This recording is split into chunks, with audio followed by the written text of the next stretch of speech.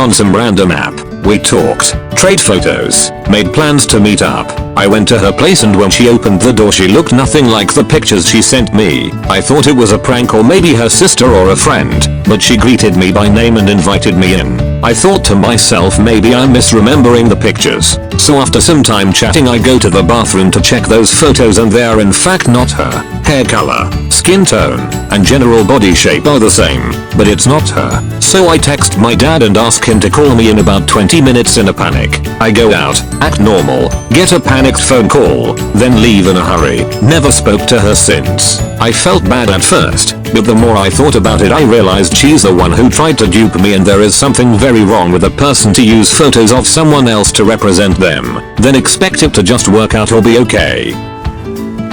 My now ex, of course, wife once tried to catfish me while we were married. Made a very obviously fake Facebook profile named Ashley something or other. Had a bunch of obviously overly flirty conversations. Talked way too much stuff on herself. And even sent me a picture of a random pair of boots. I was suspicious from the get-go. But I let it continue until I had definitive proof that she was behind it. Always giving her just enough to keep up the conversation. But never incriminating myself. I waited until I saw the messages that I was sending to Ashley pop up on her phone. And once I had proof, I still waited to see what she would do. The next day, she texted me while I was at work asking, "Do you know Ashley whatever the last name was?" I played dumb and said no, and she was like, "Oh really? Because she told me you've been flirting with her." And that's when I decided enough is enough and called her out on it. When I confronted her, she still tried to spin the blame on me, saying that I failed her test because I didn't immediately come to her and tell her that another woman was flirting with me. She also claimed to have had some guy send a picture of his genital, which she was planning to use to accuse me of sending a picture of my genital to this fake woman. As if I don't know what my own genital looks like. Yeah, she was super manipulative, insecure, and controlling. And getting divorced was the best decision I've ever made.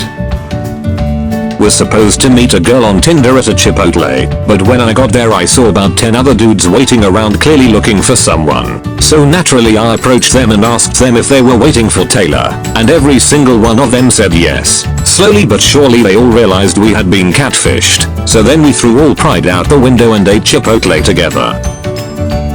Well, the short answer is that I married her. I met my wife on Yahoo Messenger in 2004 when she was 14 and I was 15. We spoke over Messenger, then a few months later over the phone every single day. I decided to send her an extra webcam that I had, so we could video chat for the first time. Everything was good until she received it in the mail about 4 or 5 days later. Then before turning it on she spilled everything. She had lied about her name, appearance and was using a fake email. It took hours, but I finally talked her into turning the camera on and showing me, and of course it wasn't nowhere close to the pics. Months of speaking 4 hours a day. I was heartbroken and I told her to explain why she lied for so long. She told me that not only did she have some anxiety about her looks but her mom was extremely strict on what she was doing over the internet. I felt betrayed, so I told her to give me a week or so to think about everything, and she cried and begged me not to do that and we could be friends. I ended up ignoring her for a couple of weeks but I could not help but miss her like crazy. I finally started to accept and understand more of why she lied, and honestly I wasn't disappointed in the way she looked either. In fact I think I liked her better than the fake pics. I called one day out of the blue and she was so happy to hear from me, and we decided to try this long distance relationship even at a very young age. Well, as a cancer survivor I had to take yearly trips Memphis, Tennessee to St. Jude's Hospital for checkups, and I finally talked her mom into bringing her to meet me there since it was only an hour drive from their hometown. In person, we just clicked. We had so much fun and had so much in common that we had to keep trying. Fast forward to now, she moved to my hometown. We are now married, have a house, a car and have lived together for almost 10 years.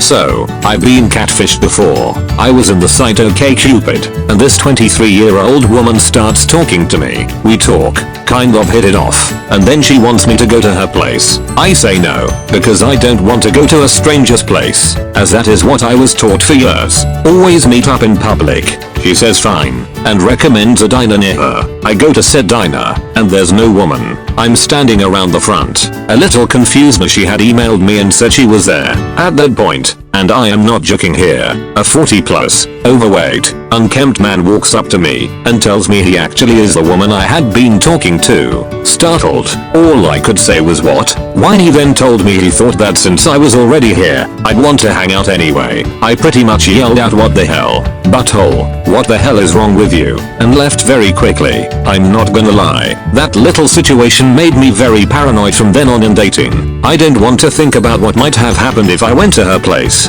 and was met with that. Maybe he was mentally ill or really lonely. Honestly, I don't care. You don't go lying about it to me once a long time ago. Talked to a girl for a month or so before deciding to meet up with romantic intentions, and since we lived on opposite ends of the country, which was a long ride, she wanted to stay with me for a week. Great, no problems. The day arrived and so did she, but she was considerably bigger than her photos let on. Barely even recognized her. Don't get me wrong, I don't mind a little extra thick, but I do mind being lied to, and the extent in which she went to hide her weight was both sad and slightly impressive.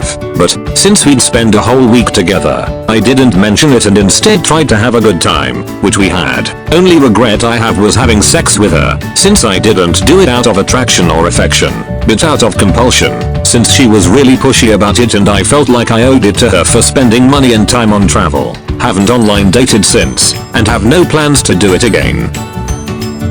I met a girl on OkCupid many years ago named Cassie. She was a med student at U Chicago, and after chatting briefly she decided we wouldn't be a good match and should just be friends. For nearly 2 years we were best buds, chatting online every day and sharing deep secrets about ourselves. We never spoke on the phone, never met in person. Then, I met a girl named Lana. Turns out she was also a med student at U Chicago. I asked Cassie about her and she said she knew her, but that her name wasn't Lana. Lana and I proceeded to email back and forth for a long time, with her saying she would love to go on a date with me after her board's exams were finished but that she was too busy at this time. Eventually I got impatient. Young people are stupid, and demanded we meet up. Things went sour from there. Both people disappeared at the same time and no amount of googling ever identified either of them. To this day, I am convinced that neither of those people were real and I was part of some elaborate U Chicago psychology experiment to find out how much strangers would reveal about themselves to someone they never met. I felt like Cassie was my best friend, and like Lana would have been an ideal partner for me. It was heartbreaking to see them both disappear at the same time. Oh gosh, yes I have, and it was wild. I started talking to this guy on Tinder back in 2014 or so. I was still young and new at online dating, so I didn't vet the guys very well. This guy was cute and had some photos of him from far away. He looked totally normal. As we talked he let me know he still lived with his mom and was about 1.5 hours away. I breezed through a couple more red flags and we agreed to meet somewhat in the middle. I arrived first and sat at the bar. I told the bartender it was a blind date so I'd have some backup if I needed it. I ordered a beer and was waiting about 5 minutes when this guy waddled in. He was maybe 5'2" and probably around 250 plus. I smiled and said hi, and thought to myself, I drove 45 minutes for this, I'm going to enjoy dinner at least. As he sat down he handed me fake flowers. But they weren't just any fake flowers. They were 4th of July fake flowers and they looked like they'd just been pulled from their location in the dirt. I accepted them and we said hellos and ordered food. Right before the food came he said he was going to the bathroom. I started eating and the bartender and I exchanged looks that said, well, this is happening. 10 minutes go by, and he's still not back from the bathroom. Now I'm about halfway through my food. 10 more minutes passed and I finally texted him, you okay in there? No response. Finally it's been about 30 minutes and I realize he's left. I finished my meal, told the bartender he left, ordered another beer. They didn't make me pay for his food and I left. So yep, I got catfished and he left about 20 minutes into the date. I've been amused about it ever since. I don't know what he expected. I definitely looked like the photos I had up and he definitely didn't. I wasn't catfished, but someone used me to catfish someone else. Back in my junior year of high school there was a girl who was a year younger than me and apparently had a big crush on me at the time, and everyone knew except me. One day in the cafeteria she waves at me and tried to get me to sit with her. I knew who she was but we had really never had a real conversation at that point, so I didn't really know why. Then she goes, why did you stop texting me after last night? I was confused because I had never really talked to her before then. I didn't even have any of her social media, So she showed me an Instagram conversation between her and someone who took some pictures from my actual Instagram and took my name pretending to be me, and this person convinced her to send them some risky pictures. I was really upset that they used me to deceive the girl, who was actually one of the nicest people I met, and yes, me and the girl eventually dated. Chatted for years with this woman, and she was perfect, too perfect. Looking back, I was in love, and from what she led me to believe, she was too. We even talked about plans for the future together, until she dropped from hours of chatting per day, to 1 email in 2 weeks, to none at all, no replies, no nothing. Last email was over 2 years ago. Still miss her, heavily suspect I got catfished. Looking back, all the red flags were there. The photos she sent were never a spontaneous selfie. Her first and last name were very common, so impossible to Google, and a few others. Luckily, no money was lost, only my pride. Still miss her, after 2 years, and I'm still hoping she will turn up one day, even though I know I shouldn't. She even said things like every relationship can work, as long as you have faith, and work hard. I feel I did both and still have faith. Told her one time my biggest fear was waking up one day and finding out she was gone, that it was all a dream. I guess I woke up. What perhaps stings most, is that I wasn't even allowed a breakup message. Even a simple "this isn't working, I'm out" would have given me some closure. Instead, I kept, and still am, hoping for some miracle to happen. This sounds cliched, I know, but even after those years after she left, I doubt I will ever feel the same way about anyone again. I'm too shy to meet new people anyway, especially after stuff like this, so I'm not feeling good about life.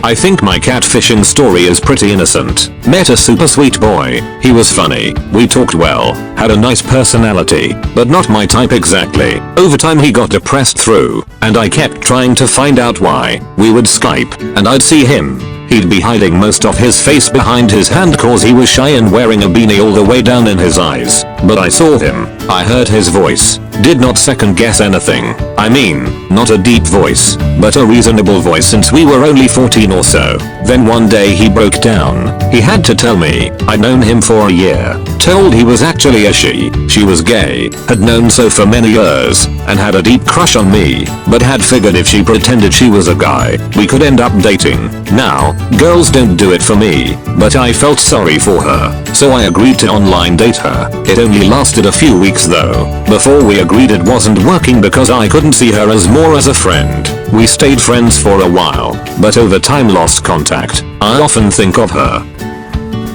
I accidentally catfished a girl. We met in January in front of the student union at school. Since it was cold as hell I was bundled up in typical winter wear. Hat, scarf, heavy jacket, jeans, black leather boots. Anyway, I got her number and we chatted on the phone a few times and went out on a date. I threw on some jeans, black boots, a baseball cap and a flannel shirt. We ended up having lunch at a diner and then went back to her place that she shared with her mom and watched TV. This went on for a few weeks. We would meet up somewhere at school or at lunch and then chill at her place. I was a total gentleman too because she was a little younger than me and from another country, and sort of seemed naive. She only had one other boyfriend before she met me. Anyway, I invited her to a bar to see my band play. She wasn't legal drinking age, but that's no big deal because I pretty much knew everyone and could easily get her into a bar no problem. My roommate actually went and picked her up because I had to set up our show. This was dumpy little bar so we had a lot of work to do on stage. So her and the roommate get there, take a seat at the bar, and I came up and told her how excited I was that she was there. She looked at me like she had never seen me before, and then I realized she never really did. Like every time we hung out I was wearing jeans, a long sleeved shirt and a hat, so she never saw my blue spiky hair, my tattoos, my spiked belt, my Dead Kennedy's Nazi Punks F off t-shirt, or my black leather jacket covered in spikes and patches of bands like Black Flag and Circle Jerks. She had no idea I was a punk rocker dude. None at all. And since she was from a small town in the middle of a third world country and only been in America for less than a year, I guess she missed some clues like the fact that most of my flannel shirts had writing on them or my hats had band names or were plaid. But in the end it all worked out. We've been married almost 12 years. Together almost 20. But my mom was. This guy, calling himself Larry, made a bunch of wonderful promises to my mom about how he would come and sweep her off her feet and take her to paradise on a white horse. Literally. literally, he actually said that. One day, Larry messages my mom and says there's an emergency, that his daughter is stuck in Germany after breaking her leg during a dancing competition and they won't let her leave the hospital without paying the medical bills. Now, Larry is apparently filthy rich, but he's working out on an oil rig in the middle of the sea, so he can't leave or wire her any money. So he wants my mom to buy some prepaid card for several $1,000s and send the info to his daughter, so she can get out of the hospital, and he swears he'll pay my mom back twice as much as soon as he gets back to dry land. My mom, being the gullible person she is, totally buys the story. She comes to me in a panic, desperately trying to figure out how to make several $1,000s so that she can send it to him. Keep in mind, we are dirt poor ourselves. I give her the bad news that this is guaranteed to be a scam and, well, she doesn't believe me. She insists that I'm just trying to destroy her relationship with Larry, that I just don't want her to be happy. She tells me that when Larry comes to sweep her off her feet and shower her in his riches, she'll abandon me for trying to ruin her relationship with him. I tell her that Larry does not exist. He is not a real person. He is probably some random dude in an office in Nigeria who has hooked dozens of women just like her into his scheme. She tries to counter this by showing me pictures of him, saying look, see, he's real, which anyone with 2 brain cells could easily tell is not even the same person. Like, we're talking about an older white guy with gray hair and a young Hispanic guy, which she passes off as it just being an old picture, even though they look absolutely nothing alike. This does not change her mind. She is still determined to help Larry in some way, so I reach out to friends and family, explaining the situation to them, to try and get them to convince her that it's a scam. I gathered together a few of her most trusted friends and our closest family and staged an intervention.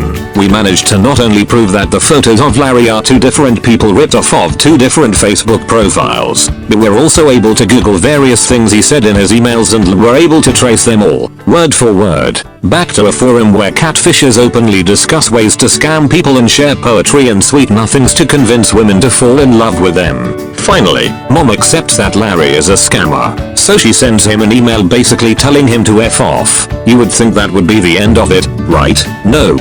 Larry admits that he is actually a scammer and he's been trying to rip her off, but he swears that despite all of this, he's really in love with her and he still wants to sweep her off her feet. Surely, my mom would not buy this, right? Of course she did. So despite him being an admitted scammer and outright telling her that just about everything he ever said was a complete lie meant to extort money from her, she actually believed that he was legitimately in love with her. He tells her that he's going to be flying into town in a few weeks and he'll show her the real him, and then he'll sweep her off her feet and take her to paradise. She buys it hook, line and sinker, and then a few days before his alleged flight, he tells her that there's some issue with his plane ticket and he's gonna need a few $100s to get here, but he'll pay her back double when he gets here. We stage another intervention, and after I sent a sternly worded and extremely threatening email to Larry, telling him to never speak to my mother again, he finally stopped contacting her.